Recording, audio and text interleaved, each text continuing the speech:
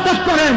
জামিয়াকে মহব্বত করতে গিয়ে প্রত্যেক বৃহস্পতিবারে অন্তত একবার হলে জামিয়ার বারান্দার মধ্যে হাঁটেন। জামিয়া নিজেই আল্লাহর এক ওলি। জামিয়ার মাধ্যমে যেই খেদমত আঞ্জাম হয়েছে এশিয়া উপমহাদেশের মধ্যে এটা বিরল ঘটনা। সম্মানিত উপস্থিতি, মনে রাখবেন জামিয়া আমাদেরকে প্রডিউস করেছে। আপনারা মানেন আর না মানেন, পৃথিবীর যেই প্রান্তে যাই, যেই স্টেজের মধ্যে কথা বলি, সবাই কেন তুকে বলে জামিয়ান জামিয়ান জামিয়ান।